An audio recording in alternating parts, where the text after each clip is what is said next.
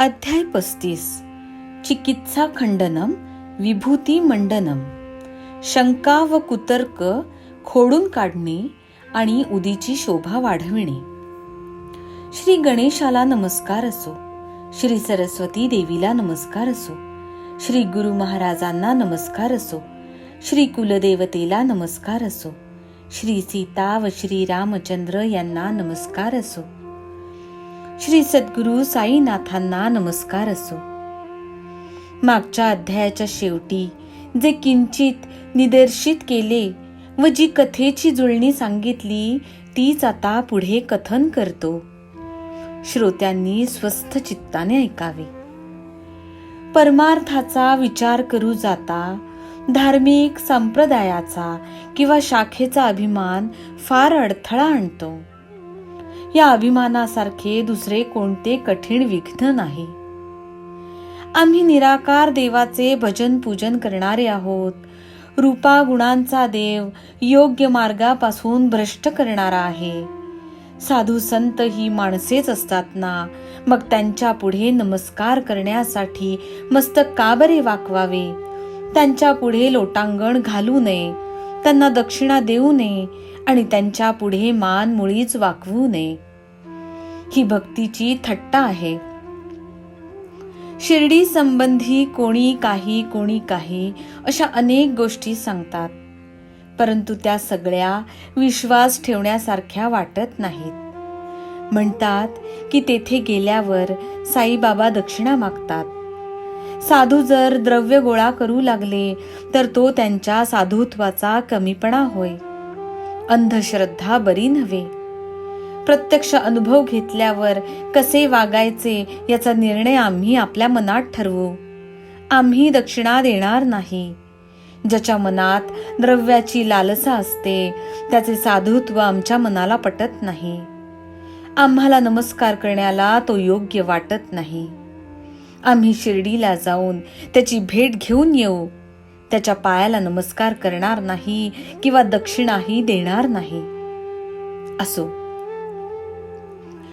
जो असे कुतर्क करून शिर्डीला जाण्यास निघे आणि आपल्या निश्चयाची नीट आठवणही राखीत असे, तोही शेवटी साईंचे दर्शन घेतल्याबरोबर त्यांना शरण जात असे. ज्याने साईंना पाहिले तो आपल्या जागीच चिकटला, पुन्हा नाही परतला आणि साईंच्या चरणी रमला. दातात गवत घेऊन म्हणजे अगदी नम्र होऊन जसे कोणी शरण यावे तसे तो आपला पूर्वीचा निश्चय विसरून साईबाबांच्या पायांना वंदन करीत असे. धार्मिक संप्रदायाचा अभिमान विरून जाऊन जेथे जीवाला अत्यंत सुख वाटेल तो हा 35वा अध्याय श्रोत्यांनी आदरपूर्वक ऐकावा. तसेच अप्रत्यक्ष रीतीने उदीचा प्रभाव जाणविणारा बाळा पाटील नेवासकरांचा चमत्कार आणि सापाला साईच मानून त्यांनी प्रेमाने त्याचा आदर कसा केला हेही ऐकावे. श्रोतेजन हो, माझ्यावर दया करा. मी केवळ आज्ञेचा दास आहे. आदरपूर्वक आज्ञेचे पालन करणे हेच मी जाणतो. त्यातूनच हे अक्षरांनी लिहिलेले चरित्र तयार झाले. बाबांच्या चरणावर दृष्टी ठेवल्यावर तेथून ज्या काव्याच्या लाटा उठतात त्या मी चरित्ररूपी पवित्र घड्यामध्ये वरच्यावर भरतो. आम्ही कासवीची पिल्ले केवळ नजर टाकल्याने किंवा पाहत राहण्याने पोसलेले असतो. आम्ही तहानेने किंवा भुकेने व्याकुळ झालेले कधीच नसतो आणि सदा संतुष्ट ठेवलेले असतो. दृष्टीचे एक सुख असले म्हणजे आम्हाला अन्न पाणी लागत नाही. केवळ दृष्टीच आमची तहान व भूक नाहीशी करते. त्या दृष्टीचे कौतुक किती म्हणून करावे. आमच्याही संपूर्ण नजरेचे विषय दयेचे सागर साई महाराज आहेत. त्या पाहण्यात दृश्य, द्रष्टा व दर्शन या तिघांच्या समूहांचा ठाव ठिकाणाच पुसला जातो. तसेच आम्हाला अंगाची कातडी व स्पर्श या दोन्ही ठिकाणी साईच प्रगट दिसतात. नाक व वास यातही साईंचाच निवास वाटतो, अथवा कानांवर शब्द पडताच साईंचे रूप डोळ्यासमोर उभे राहते आणि श्राव्य, श्रावक व श्रवण यांची त्रिपुटी एकदम गळून पडते. जीभ जेथे चव घेण्यासाठी मागे पुढे हलते, तेथे साईच मिसळून जातात आणि मग रसना म्हणजे चव घेणारी जीभ, रस व रसास्वाद या त्रिपुटीचे बिचारे कोणते मोठे कौतुक. हीच गोष्ट कर्मेंद्रियांची असते. त्या सर्वांनी फक्त एका साईचीच सेवा केली तर सर्व कर्मे नाश पावून नैष्कर्म्य म्हणजे कर्मांच्या परिणामांपासून मुक्तता पदरी पडेल. असो, आता हा ग्रंथ लांबला आणि साईंच्या प्रेमामुळे विषय सोडून भलतीकडेच वाहवला. मागील संगतीकडे लक्ष देऊया आणि आपली कथा पुढे चालवूया. एक मूर्ती पूजा न मानणारे, निराकार ईश्वराची उपासना करणारे फक्त चौकशी करण्याच्या बुद्धीने शिर्डीला जाण्यास उत्सुक झाले. ते म्हणाले, शिर्डीला येऊन आम्ही फक्त त्या साधूचे दर्शन घेऊ. आम्ही मान मुळीच वाकविणार नाही आणि दक्षिणाही देणार नाही. या 2 शर्ती मान्य कराल तरच आम्ही शिर्डीला येऊ. मित्राने कबूल केल्यावर ते त्याच्याबरोबर जाण्यासाठी निश्चिंत मनाने निघाले. त्यांचे मित्र होते काका महाजनी, ज्यांची संतांबद्दलची भावना निर्मळ होती, परंतु त्यांचे मित्र मात्र शंका कुशंका घेणारे होते. दोघेही मुंबईहून शनिवारी रात्री निघाले आणि रविवारी सकाळी शिर्डीत येऊन पोहोचले. दोघे साईंचे दर्शन घ्यायला मशिदीत गेले. तर त्यावेळी तेथे काय घडले ते स्वस्थ चित्ताने ऐका. मशिदीच्या पायरीवर पाऊल ठेवताच त्या मित्राला दुरूनच पाहून बाबांनी "काय यावे जी?" अशा गोड शब्दात हाक मारली. बाबांचे हे प्रेमाचे शब्द ऐकून त्या मित्राला खूण पटली आणि त्या शब्दांच्या उच्चारांच्या विशेष तऱ्हेने त्याला आपल्या वडिलांची आठवण झाली. "काय यावे जी?" या शब्दांचा उच्चार करताना बाबांनी जो आवाज केला तो ऐकताच तो मित्र मनात आश्चर्यचकित झाला. त्या आवाजाची मोहक तऱ्हा पाहून त्याला आपल्या स्वर्गवासी पित्याचे स्मरण झाले. त्यांच्याच आवाजाची ही तऱ्हा पूर्ण भासली आणि नक्कल अगदी हुबेहूब वाटली. काय त्या शब्दांची आकर्षण शक्ती! काकांच्या मित्राला मोठा अचंबा वाटला आणि ते म्हणाले, "हे माझ्या वडिलांचेच शब्द व हा आवाजही खात्रीने माझ्या ओळखीचा वाटतो." वडिलांच्या तोंडचे ते बोलणे ऐकून ते मित्र मनात विरघळले आणि पूर्वीचा निश्चय विसरून त्यांनी बाबांच्या पायांवर मस्तक ठेवून नमस्कार केला. पुढे बाबांनी फक्त काकांकडून दक्षिणा मागितली. ती त्यांनी दिली आणि दोघेही परत फिरले. मग पुन्हा दुपारी जेव्हा काका बाबांकडे गेले तेव्हा त्यांचे मित्रही बरोबर गेले. दोघांनाही मुंबईला जायचे होते म्हणून काकांनी जाण्याची आज्ञा मागितली. आता ही बाबांनी दक्षिणा मागितली, ती सुद्धा फक्त काकांकडूनच. ते म्हणाले, 17 रुपये दे मला. परंतु त्या मित्राकडून काहीच मागितले नाही. म्हणून त्यांच्या मनाला चुटपुट लागली. त्यांनी काकांना हळूच विचारले, "तुमच्याकडूनच बाबा का दक्षिणा मागतात? सकाळीही तुमच्याकडूनच मागितली आणि आता सुद्धा तुमच्याकडूनच मागतात. मी तुमच्या बरोबर असताना मला का बरे वगळतात?" काकांनी हळूच उत्तर दिले की बाबांनाच हे विचारा. इतक्यात बाबांनी काकांना विचारले, "हा तुला काय म्हणतो रे?" त्यावर त्या मित्राने स्वतःच बाबांना विचारले की दक्षिणा देऊ का? त्यावर बाबांनी उत्तर दिले, "तुझ्या मनात देण्याची नव्हती म्हणून नाही मागितली. तुझी इच्छा असेल तर दे." बाबांनी दक्षिणा मागितल्यावर भक्त ती देतात म्हणून जे मित्र त्यांना हिणवीत असत तेच आता बाबांनी दक्षिणा मागितली नाही तरी ती देऊ का म्हणून विचारतात, हे पाहून काकांना आश्चर्य वाटले. पुढे बाबा त्या मित्राला म्हणाले, जाशील रे, 1 मिनिट बैस येथे. मग त्याची भेदभावयुक्त भावना घालवण्यासाठी गोड उपदेश केला. तुमच्या आमच्यातील तेल्याची भिंत सगळी पाडून टाका, म्हणजे एकमेकांना भेटायचा मार्ग मोकळा होईल. याचा अर्थ बाबा तेली किंवा नारायण तेली असे अंतस्थ एखाद्या दुष्ट वृत्तीला अनुलक्षून वरच्यावर म्हणत असत.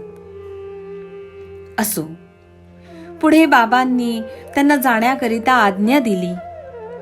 तर आकाश ढगाळलेले पाहून माधवराव बाबांना म्हणाले, त्यांना पाऊस भिजविल ना? त्यावर बाबांनी उत्तर दिले, स्वस्थ चित्ताने त्यांना जाऊ दे. वाटेत पावसाची भीती त्यांना मुळीच नाही. मग ते दोघे साईबाबांच्या चरणांना वंदन करून टांग्यात जाऊन बसले.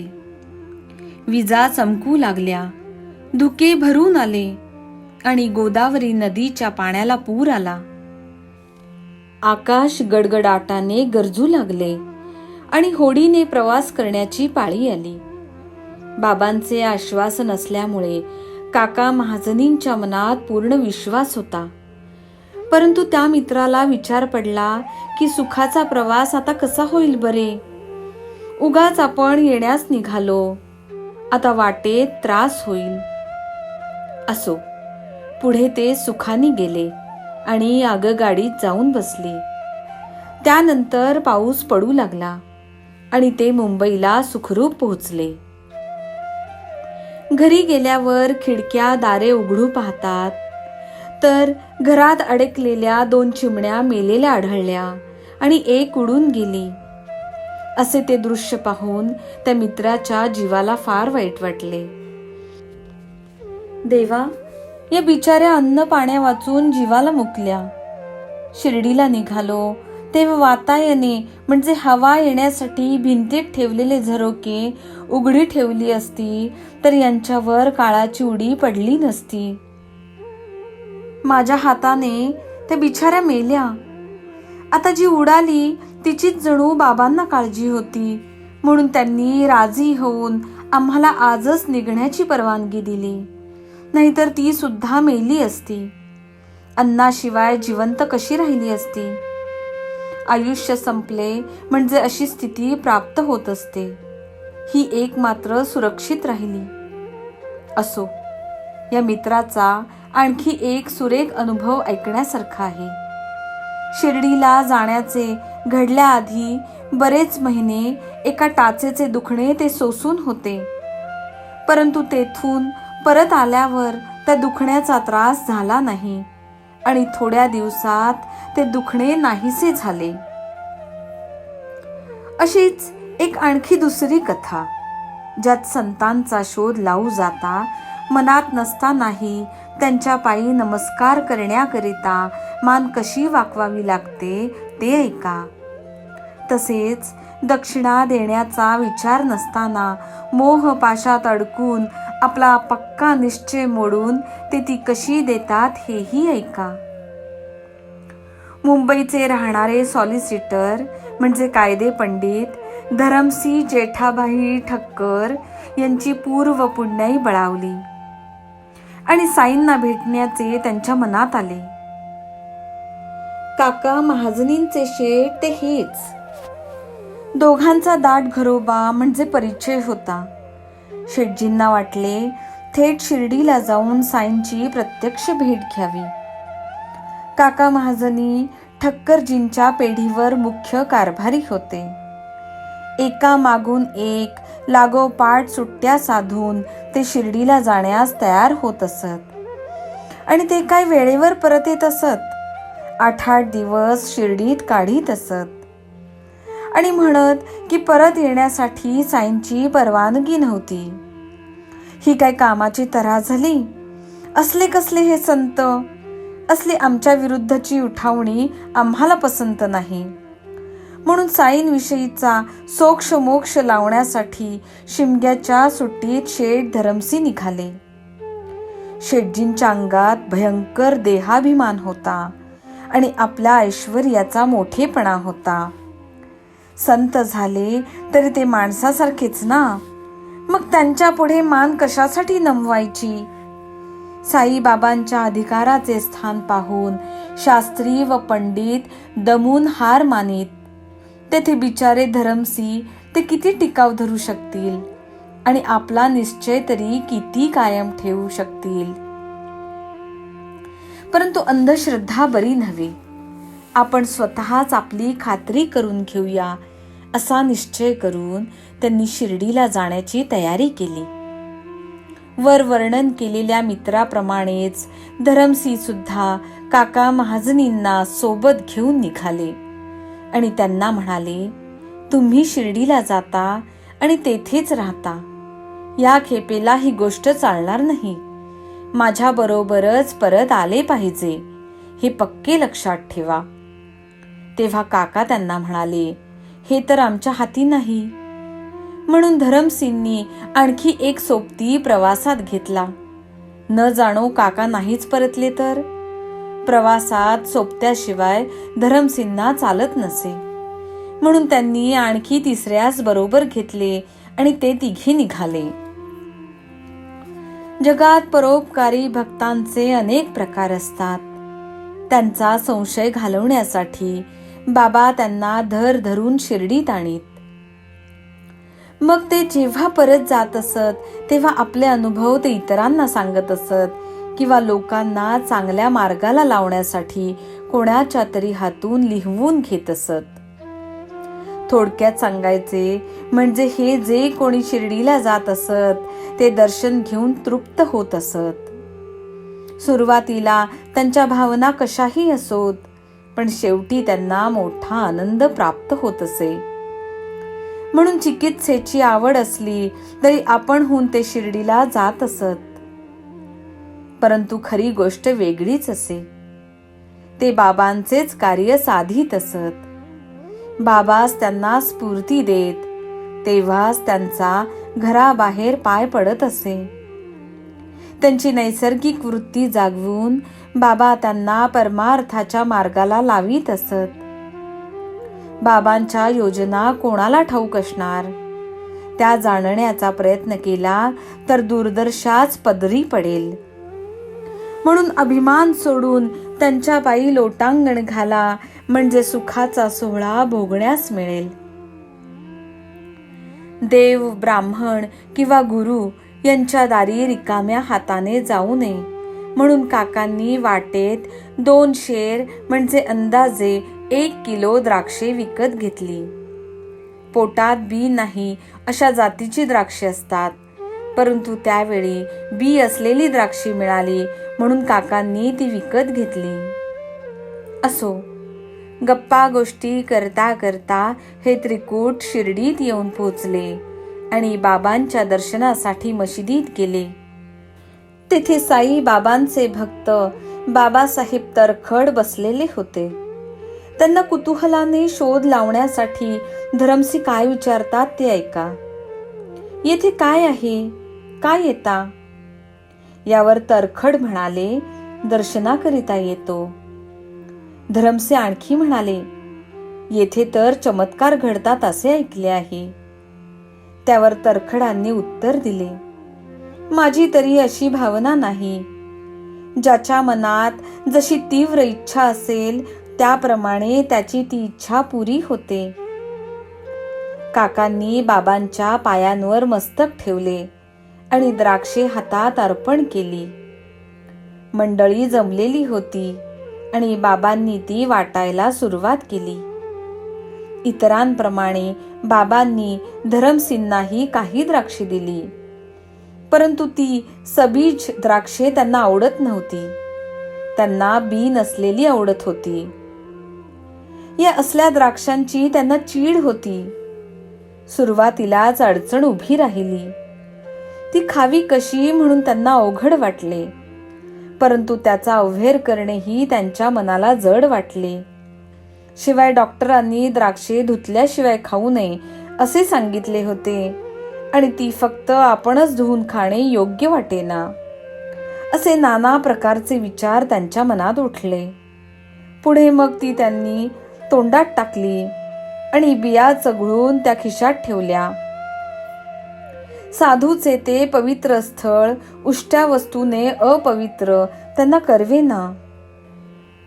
नंतर शेठजी मनात म्हणू लागले, हे बाबा, साधू असताना मला या सबीज जातीची द्राक्षे आवडत नाहीत हे त्यांना कळत कसे नाही?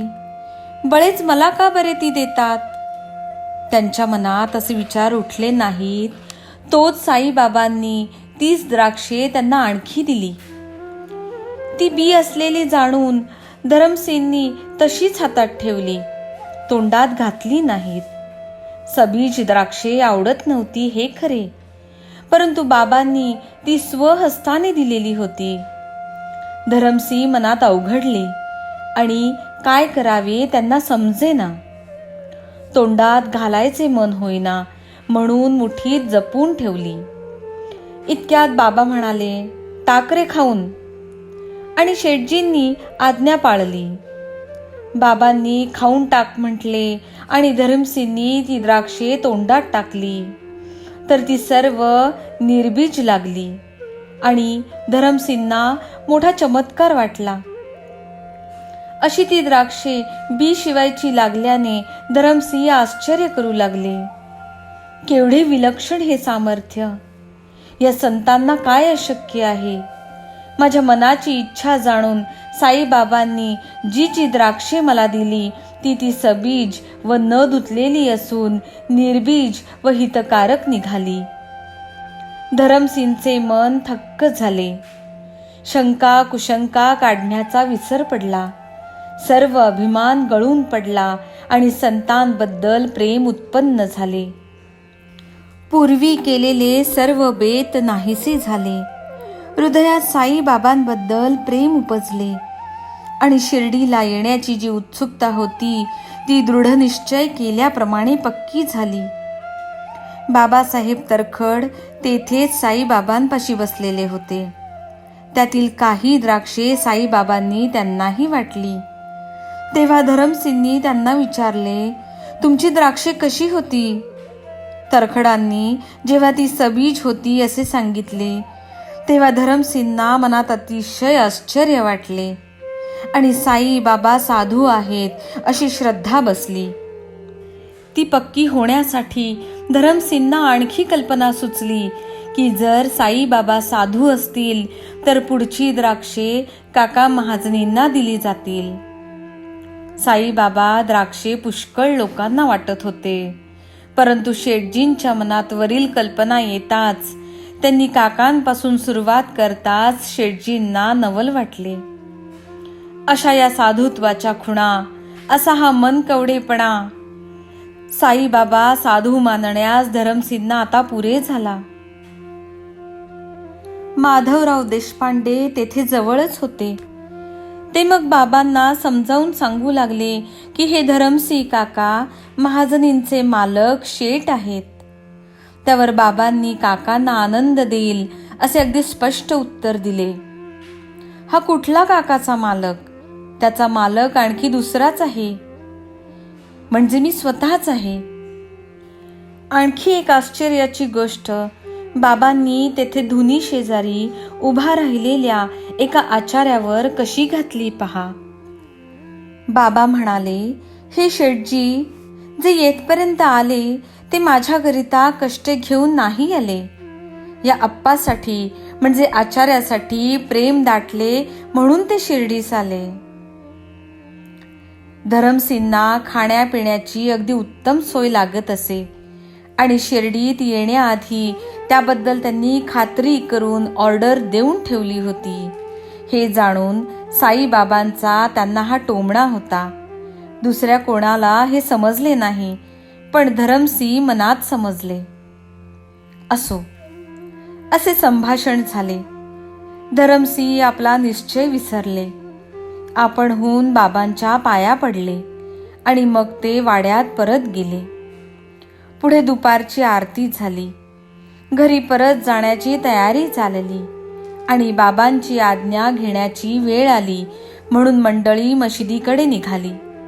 धरमसिंग काकांना म्हणाले, मी तर बाबांची आज्ञा नाही मागणार, तुम्हीच ती मागा, तुम्हालाच ती लागते. त्यावर माधवराव धरमसिंगना म्हणाले, काकांचे काही नक्की नाही. 1 आठवडा झाल्याशिवाय त्यांना परवानगी मिळणार नाही. तुम्हीच विचारून घ्या ना. पुढे ते तिघे मशिदीत जाऊन बसल्यावर माधवरावांनी आज्ञा मागितल्यावर बाबांनी जी गोष्ट सुरू केली ती स्वस्थ चित्ताने ऐका.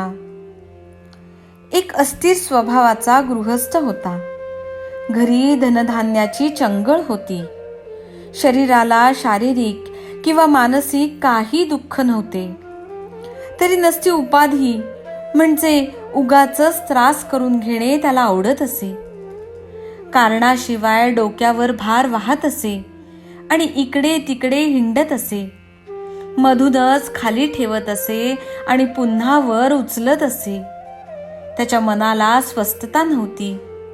त्याची अशी अवस्था पाहून माझ्या मनात दया उत्पन्न झाली आणि मी त्याला म्हणालो, वाटेल त्या एका ठिकाणी निश्चयपूर्वक तो बोजा ठेव की आता. उगाच का असा भटकतोस, एकाच जागी स्वस्थ बैस. धरमसिंगना ही गोष्ट झोंबली. हा आपल्यालाच इशारा त्यांना वाटला. यत्किंचित कारण नसताना धरमसिंग सदा काळजी करीत असत आणि उगाच त्रास करून घेत असत. विपुल संपत्ती व मान पान असून त्यांच्या मनाला समाधान नव्हते. पाठीशी काल्पनिक मोठी दुःखे लावून घेऊन त्यांच्याच विचारात ते सदा गढलेले असत. साईबाबांच्या तोंडची गोष्ट ऐकून शेठजी मनात आश्चर्य करू लागले की ही तर माझीच परिस्थिती बाबांनी सांगितली आणि म्हणून त्यांनी मोठ्या आदराने ऐकली. काकांना इतक्या लवकर परतण्याची परवानगी मिळेल ही तर अशक्यतेच्या पराकाष्ठेची घटना होती, परंतु ती प्रयासाशिवाय सहज मिळाली म्हणून धरमसिंगच्या मनाला संतोष वाटला. धरमसिंगची फार इच्छा होती की काकांनी आपल्याबरोबर परत निघावे आणि बाबांनी होकार देऊन तीही पार पाडली. शेठजींचा हाही एक पण होता. बाबांना त्याची सूचना कशी मिळाली हेही बाबांचे साधुत्व ओळखण्याचे धरमसिंगचे नाविन्यपूर्ण लक्षण होते आणि त्यांना ते पटले. धरमसिंगचे सर्व संशय दूर झाले आणि साई साधू आहेत हे स्पष्ट झाले. ज्याच्या मनात जसा भाव होता तसा त्याला बाबांनी अनुभव दाखविला. ज्या ज्या मार्गाने जाऊ इच्छितात त्या त्या मार्गालाच साई बाबा भक्तांना लावतात. त्यांनी मिळवलेल्या पात्रतेची बाबांना कल्पना असते आणि परमार्थही त्यांना त्याप्रमाणेच प्राप्त होत असतो. भक्त भक्तियुक्त अंतःकरणाचा असो की उपहास करणारा असो, साईबाबा दोघांवर सारखीच कृपा करणारे होते. एकाला टाळायचे आणि दुसऱ्याला जवळ करायचे त्या कनवाळू माऊलीला ठाऊक नव्हते. मग ते दोघे जेव्हा निघाले तेव्हा बाबांनी काकांकडून 15 रुपये दक्षिणा मागून घेतली आणि त्याबरोबर ते म्हणाले, दक्षिणेसाठी ज्याने मला 1 रुपया दिला असेल त्याला मला 10 पटीने मोबदला मोजून द्यावा लागतो. मी कोणाचे काही फुकट घेत नसतो. मी सगळ्यांकडून सरसकट दक्षिणा मागत नसतो. ज्याच्याकडे माझा फकीर बोट दाखवील त्याच्याकडेच मी दक्षिणेची गोष्ट काढीत असतो. तो फकीर सुद्धा ज्याचं ऋणी त्याच्याकडेच मागणी करीत असतो आणि दाता ती देऊन जणू काही पुढे पिकाची कापणी करण्याकरिता पेरणी करीत असतो. पैसेवाल्या माणसाचा पैसा परोपकाराची कृत्ये व शास्त्रोक्त धार्मिक विधी करण्यात खर्च झाला तरच त्याला तो कल्याणकारक होत असतो. सदा चरणाने वागल्याचे व उदारपणे दान करण्याचे एक फळ निश्चित प्राप्त होते, ते म्हणजे त्या माणसाच्या ठिकाणी ज्ञानाला जागा मिळते, म्हणजे ईश्वर प्राप्तीच्या मार्गाचा बोध होतो. बहुतेक लोक कष्टाने मिळवलेले हे धन आपल्या आवडीने भोग भोगण्यासाठीच आहे असे मानून धर्म कार्य करण्याचे सोडून कारणाशिवाय वाटेल तसे खर्च करतात. पै पै गोळा करून 10 कोटीपर्यंत जमवलेले धन जो मनुष्य विषय सुखांचा उपभोग घेण्याच्या छंदात कधीही फुकट घालवीत नाही, तो मनुष्य सुखी होतो. न अदत्तम उपतिष्ठती, दिल्या वाचून मिळत नसते, हे वेदशास्त्र वचन सर्वांना ठाऊकच आहे. पूर्वी दिलेले समोर उभे राहते म्हणून बाबा दक्षिणा मागतात. रामावतारात रामाने सोन्याच्या स्त्रियांच्या मूर्तीचे बेसुमार दान केले. त्याचे फळ कृष्णाने 16,000 पटीने कृष्णावतारात घेतले. भक्ती, ज्ञान व वैराग्य नसलेला असा जो अतिबिचारा भक्त, त्याच्यात आधी वैराग्य उत्पन्न करून बाबा मग त्याला भक्ती व ज्ञान देतात. बाबा जे दक्षिणा द्यायला लावतात हेच वैराग्याचे लक्षण होय. पुढे मग भक्ती मार्गाला लावून बाबा त्याला ज्ञान मार्गात प्रवीण बनवितात. आम्ही तरी काय करतो, 1 पट घेतो आणि 10 पट देतो आणि क्रमाक्रमाने ज्ञान मार्गाला लावतो. बाबा असे म्हणाले आणि धरमसिंगचा लोभ सुटला आणि आपणहून त्यांनी बाबांच्या हातात 15 रुपये ठेविले. पूर्वीचा आपला निश्चय विसरले आणि प्रकार हा सर्वच अपूर्व झाला. भक्तांकडून ठराविक रक्कम मागण्यामागे बाबांचा कधी कधी गूढ अर्थ असे. श्री र भा पुरंदऱ्यांकडून 2 रुपये मागितले, याचा अर्थ निष्ठा व सबुरी मागितली होती. आणि सौ ताराबाई तरखडांकडून 6 रुपये मागितले, याचा अर्थ काम, क्रोध, लोभ इत्यादी षड्रिपू बाबांनी मागितले होते.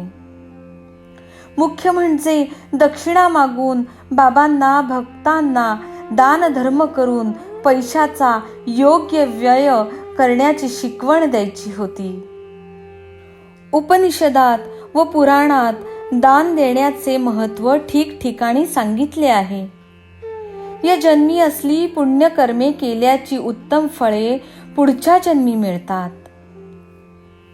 रामाने नाही का राम अवतारात स्त्रियांच्या अपार सुवर्ण मूर्तींचे दान केल्याने कृष्णावतारात 16 सहस्त्रपटीने त्याचे फळ भोगले. शिवाय दक्षिणा दिल्यामुळे भक्तांचा पैशाबद्दलचा लोभ कमी कमी होत जाऊन त्यांच्यात वैराग्य उत्पन्न व्हावे, ही बाबांची इच्छा होती. कारण वैराग्य आल्यावरच पुढे भक्ती व ज्ञान यांचा मार्ग सुलभ होतो. एकूण दक्षिणा मागण्यात बाबांचा स्वतःसाठी द्रव्य गोळा करण्याचा हेतू नसून फक्त भक्तांचे येन केन प्रकारे कल्याण साधून देण्याचा होता. नाहीतर त्यांनी देह सोडला तेव्हा त्यांच्या खिशात फक्त 16 रुपये कसे सापडले असते. धरमसिंगना वाटले, आपण आधी उगाचच बढाई मारली. बरे केले प्रत्यक्ष समोरासमोर आलो, त्यामुळे साधू कसे असतात हे समजलो आणि प्रचिती येऊन त्यांच्यावर आसक्त झालो. असो, मनात नीट विचार केल्याशिवाय नमस्कार करण्याकरिता आम्ही येणार नव्हतो, तेही आपणहून आलो. खरेच साधूच्या करणीचा कोणालाच पत्ता लागत नसतो. ज्याच्या तोंडी सदा अल्ला मालिक हा जप असतो त्याला करण्यास अशक्य असे काय असणार. आम्ही फक्त साधूंचे चमत्कार पाहण्यासाठी आतुर होतो. आमचा निश्चय फुकट गेला. आम्ही माणसाला लोटांगण घातले आणि त्यांनी न मागता आम्ही आपणहून दक्षिणा दिली. आमची सगळी बढाई व्यर्थ झाली आणि आपणहून आपले मस्तक साई चरणी ज्या पूज्य भावाने अर्पण केले त्यापेक्षा आश्चर्य ते दुसरे कोणते असेल. कोणी नमस्कार करो की न करो, दक्षिणा देवो की न देवो, आनंदाचे मूळच असलेले व दयेने अगदी परिपूर्ण असलेले साई कोणाचा तिरस्कार करीत नसत.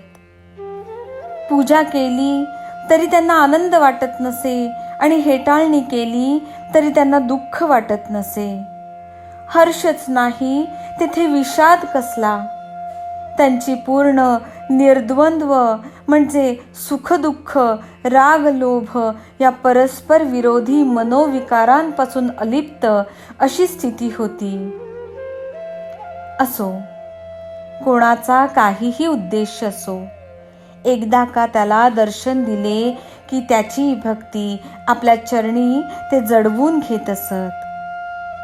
अशी ही साईंची अलौकिक शक्ती होती.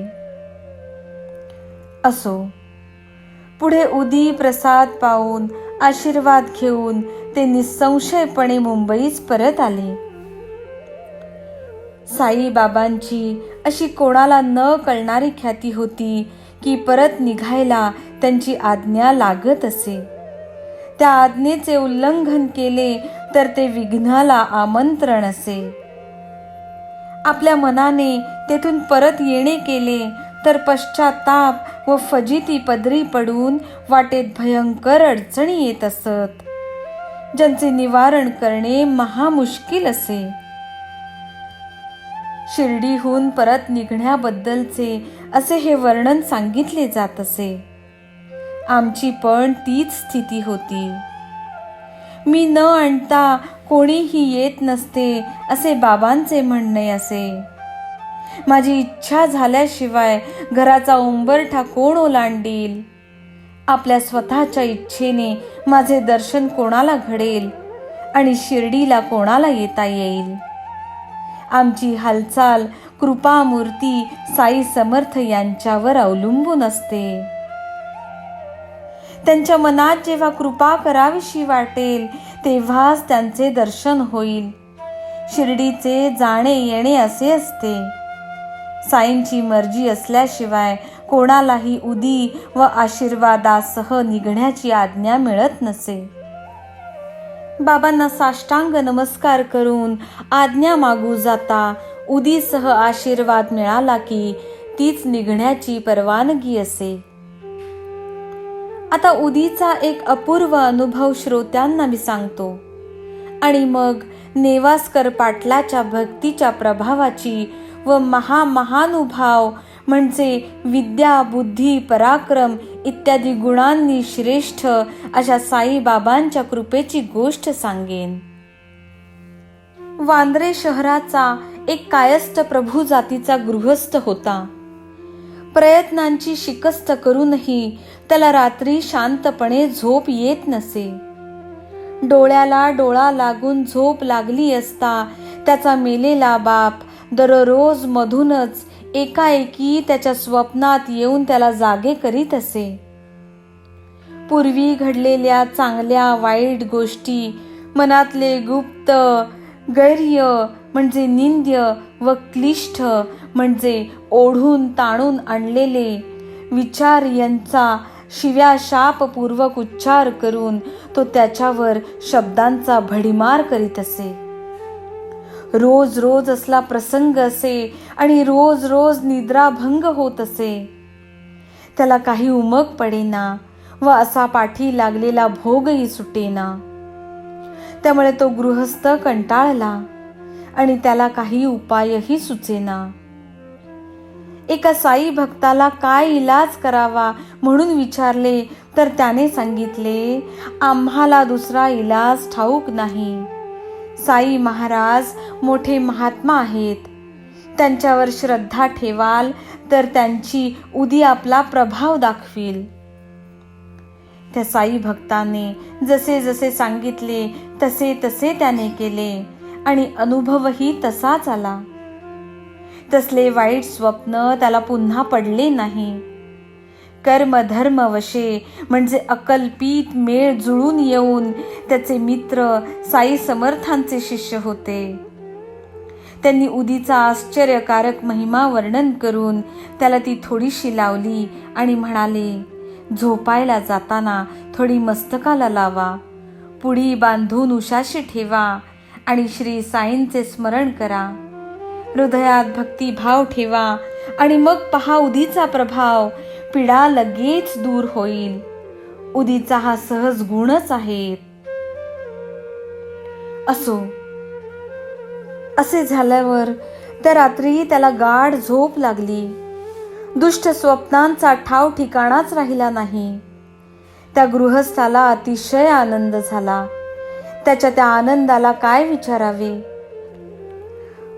उदीची ती पुडी तो नेहमी उशाशी ठेवू लागला आणि साईबाबांचे सतत स्मरण करू लागला.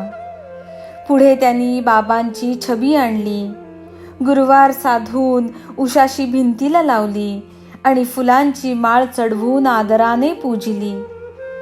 नेहमी छबीचे दर्शन घेऊ लागला. दर गुरुवारी माळा चढवू लागला. मनातल्या मनात नित्य पूजा करू लागला आणि त्याच्या सर्व पीडांचे निवारण झाले. अशा प्रकारे नेम नियम नियमितपणे व कडक रीतीने त्याने चालवले आणि त्याला कायमची सुखशांती लाभली आणि झोपमोड करणारे वाईट स्वप्नांच्या अनर्थाचे कष्ट तो विसरला. हा तर उदीचा एक उपयोग झाला. आता आणखी एक आश्चर्यकारक अपूर्व उपयोग सांगतो. कसल्याही संकट प्रसंगी या उदीचा प्रयोग केल्यास इच्छिल्याप्रमाणे फळ ती देते. बाळाजी पाटील नेवासकर नावाचा एक थोर भक्त होता. बाबांची असाधारण सेवा करून त्यांच्यासाठी त्याने आपले शरीर झिजविले होते. गावात नित्य येण्या जाण्याचे तसेच लेंडीचे फेरी फिरण्याचे बाबांचे रस्ते झाडण्याचे काम नेवासकराचे असे. त्याच्यानंतर याच सेवेची पद्धत तशी चालू राहण्यास राधाकृष्णाबाईंची अलौकिक कर्तृत्व शक्ती मोठी कामाला आली. सर्वांना पूज्य अशा ब्राह्मण जातीत जन्म असूनही अशी हलकी सेवा कशी करायची अशा विचाराचा मूर्खपणा तिच्या निर्दोष मनाला कधीच शिवला नाही. सकाळच्या प्रहरी उठून हातात झाडू घेऊन बाबांचे रस्ते ती स्वतः झाडून स्वच्छ करीत असे. किती धन्य तिची चाकरी. तिच्या या स्वच्छ व झटपट कामाची सर कोणाला बरे येईल. पुढे मग काही काळ गेल्यानंतर या रस्ते झाडण्याच्या कामासाठी अब्दुल पुढे सरसावला. असा तो महान भाग्यवान बाळाजी पाटील संसारात राहून संसारात अनासक्त होता. त्याचा स्वार्थ त्याग केवढा होता याविषयीची कथा भाग आता ऐका. आपल्या शेताची कापणी झाल्यावर ते सगळे धान्य तो मशिदीत आणीत असे आणि तेथेच अंगणात ढीग रचवून ते बाबांच्या चरणी अर्पण करीत असे. बाबांना आपले सर्वस्व मालक मानून ते जे त्यातून उचलून देतील तितकेच धान्य घरी नेऊन त्यानेच आपला उदरनिर्वाह करून राहत असे. महाराजांनी स्नान करून हातपाय व तोंड धुवून मोरीतून बाहेर आलेले पाणी पिऊन हा बाळा पाटील राहत असे. तो जिवंत असेपर्यंत हा नेम अखंड चालू होता आणि अजूनही त्याचा मुलगा हे व्रत अंशतः चालवीत असतो. तोही सतत बाबांना धान्य पाठवीत असे आणि त्यातील जोंधळ्याची भाकरी आपल्या निर्वाणापर्यंत महाराज दिवसातून 4 वेळा नेहमी खात असत. असो, एकदा काय घडले ते ऐका. बाळा पाटलाचे वर्षश्राद्ध आले. अन्न शिजवून तयार झाले आणि वाढपी अन्न वाढू लागले. येणाऱ्यांचा अंदाज धरून घरात जेवण तयार केले होते. परंतु वाढण्याच्या वेळी अंदाजाहून जेवणाऱ्यांची संख्या तिप्पट झाली. नेवास करेण म्हणजे मुलाची बायको मनात घाबरली आणि सासूबाईंना कानात हळूहळू सांगू लागली, आता फजितीची पाळी आली, कशी दूर होईल. पण सासूबाईंची म्हणजे बाळा पाटलाच्या विधवा बायकोची निष्ठा थोर होती. ती म्हणाली, आपले साई समर्थ खंबीर असताना आपण कशाला काळजी करावी, तू अगदी निर्धास्त राहा. असे आश्वासन देऊन तिने एक मूठ उदी घेतली आणि जेवणाच्या प्रत्येक भांड्यात टाकली आणि ती भांडी कपड्याने झाकली. मग सुनेला सांगितले, तू आत जा आणि खुशाल वाढ. वाढण्यापुरताच कपडा काढ आणि पुन्हा पूर्वीसारखा परत सरकवून ठेव. एवढी खूण मात्र सांभाळ. हे साईंच्या घरचे अन्न आहे, त्यातील एक कणही आपला नाही. त्याची लाज तोच राखेल. त्याचा कमीपणा जर आला तर तो त्याच्याकडेच असेल. असो, जसा त्या सासूचा विश्वास होता तसाच तिला अनुभव आला आणि सर्व पाहुणे व त्यासारखे दुसरे सर्वही काहीही अडचण न येता जेवले. आले गेले सर्व जेवले, यथासांग सर्व झाले, तरीही भांड्यात पूर्वीप्रमाणेच भरलेले अन्न शिल्लक राहिले. उदीचा हा असा प्रभाव आहे. संतांचा हा सहज स्वभाव आहे. ज्याच्या मनी जसा भाव असेल तसाच त्याला अनुभवही येत असतो. असो, उदीचा महिमा गाता गाता नेवासकरांची एकंदर भक्ती पाहून त्यांची आणखी एक कथा मनात आठवली, ती ऐका. एकदा मन शंका करू लागले की विषयांतर तर होणार नाही. पण मग विचार केला, होईल तर होवो, परंतु प्रसंगानुसार आठवलेली ही कथा सादर करावीच. असा निश्चय करून या ठिकाणी ही कथा मी कथन करतो. ती जर अस्थानी वाटली तर श्रोत्यांनी मला क्षमा करावी. एकदा रघु पाटील नावाचा एक शिर्डीचा रहिवाशी नेवाशाला पाहुणा म्हणून गेला आणि बाळा पाटलाच्या घरीच उतरला.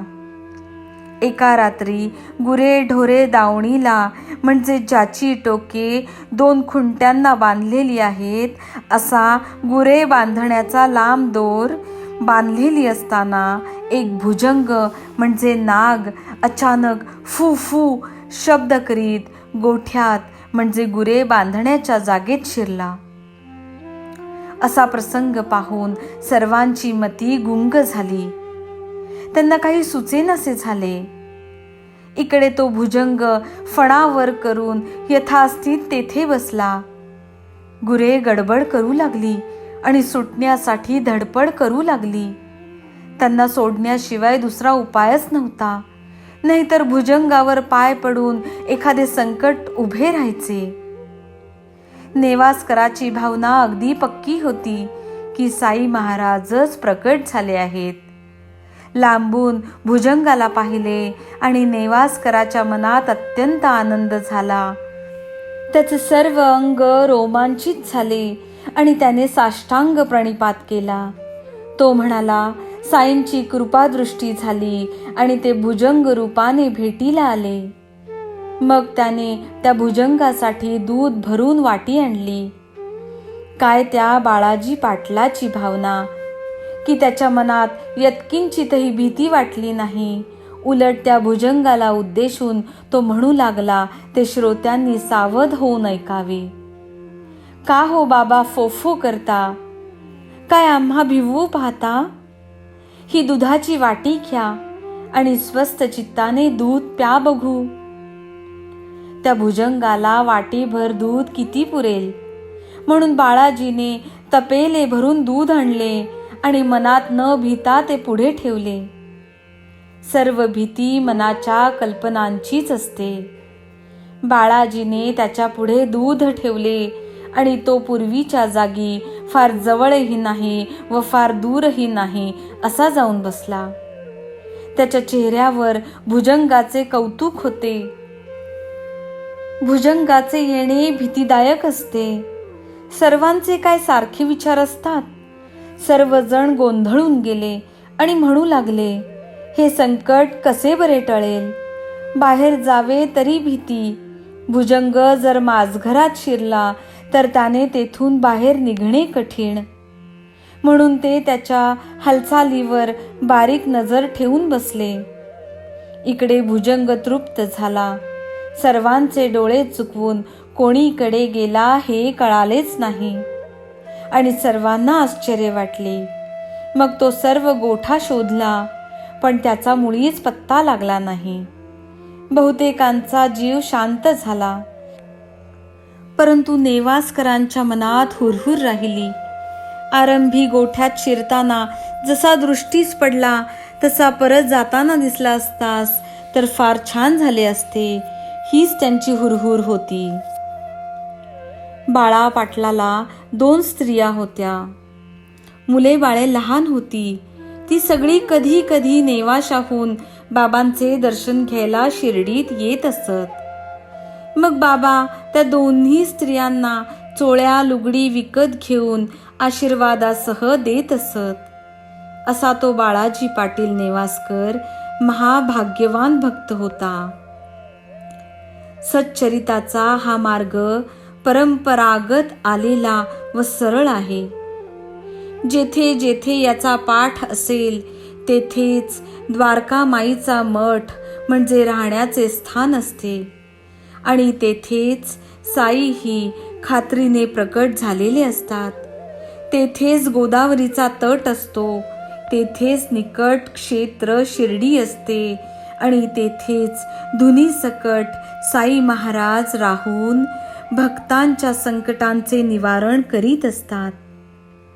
जेथे साई चरित्राचे पठण असते तेथे साईंचा सदा वास असतो आणि या चरित्राचे साध्यंत पुन्हा पुन्हा वाचन केले असता तो सर्व प्रकारे प्रसन्न होतो. आत्मानंदाने परिपूर्ण अशा साईंचे स्मरण केले असता, त्याच्या नावाचा दररोज जप केले असता, इतर जपाच्या किंवा तपाच्या साधनेची किंवा ध्यान धारणेची खटपट लागत नाही. साई चरणी प्रेम ठेवून जे जे साईंची उदी नित्य नेमाने लावतील आणि तोंडात टाकतील त्यांच्या मनाच्या सर्व इच्छा पूर्ण होतील. त्यांचे 4ही पुरुषार्थ साध्य होऊन ते कृतार्थ होतील आणि स्वार्थ व परमार्थ यांच्या विषयीचे सर्व गहन तात्पर्य स्पष्ट दिसून येईल. उदीच्या स्पर्शाने महापापादी भयंकर पापे व सर्व उपपातकेही मुळासकट नाश पावतील आणि अंतर्बाह्य शुद्धता लाभेल. असो, उदी लावण्याचा महिमा भक्तांना ठाऊक आहे, परंतु श्रोत्यांचे कल्याण व्हावे म्हणून तिचे हे वर्णन वाढविले ही भाषा बरोबर नव्हे. मला स्वतःच तिचा महिमा नीट ठाऊक नाही, तरी सुद्धा श्रोत्यांच्या हितासाठी संक्षिप्तपणे त्याचे निरूपण केले. म्हणून साईंना वंदन करून श्रोत्यांकडे मी हीच प्रार्थना करतो की आपणच आपला अनुभव घेऊन पहा. माझे एवढे सांगणे ऐका. येथे तर्क वितर्काचे काम नाही. अत्यंत पूज्य भाव हवा. बुद्धीची चलाखी चालवण्याचे येथे काम नाही, तर श्रेष्ठ श्रद्धाळू पाहिजे. श्रद्धेशिवाय जे केवळ तर्क वितर्क करणारे, वादविवाद करणारे किंवा चिकित्सक असतात त्यांना संतांकडून उत्तम उपदेश प्राप्त होत नसतो. शुद्ध भाविकालाच तो मिळतो. कथेतील कमी जास्त सर्व साईंच्या प्रेरणेमुळेच मानून दोषदृष्टी न ठेवता साई सच्चरित वाचावे. या निमित्ताने रसिक वाचक वृंदांच्या मनात साईबाबांची परम कनवाळू व प्रेमळ मूर्ती सतत आठवण राहण्यासाठी स्थापिली जावो. कोठे गोवा आणि कोठे शिर्डी, तेथली चोरीची सुंदर आनंद देणारी कथा साईबाबा स्पष्ट करून सांगतील. म्हणून हेमाडपंत मनात साई चरणी मस्तक ठेवून श्रोत्यांना नीट लक्ष देऊन ऐकण्याची नम्रपणे विनंती करीत आहेत. सर्वांचे कल्याण असो. अशा प्रकारे संत व सज्जन यांनी प्रेरणा केलेल्या भक्त हेमाडपंत यांनी रचलेल्या श्री साई समर्थ यांच्या सत्यचरित्राचा चिकित्सा खंडनम विभूती मंडनम नावाचा 35वा अध्याय समाप्त झाला. श्री सद्गुरु साईनाथांना अर्पण असो. सर्वत्र मंगल असो.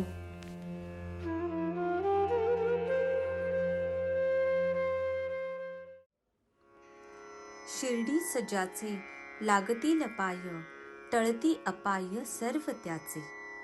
माझ्या समाधीची पायरी चढेल, दुःख हे हरेल सर्व त्याचे. जरी हे शरीर गेलो मी टाकून, तरी मी धावेन भक्तांसाठी. नवसास माझी पावेल समाधी, धरा दृढ बुद्धी माझ्या ठाई. नित्य मी जिवंत जाणा हेची सत्य, नित्य घ्या प्रचित अनुभवे. शरण मज आला आणि वाया गेला, दाखवा दाखवा ऐसा कोणी.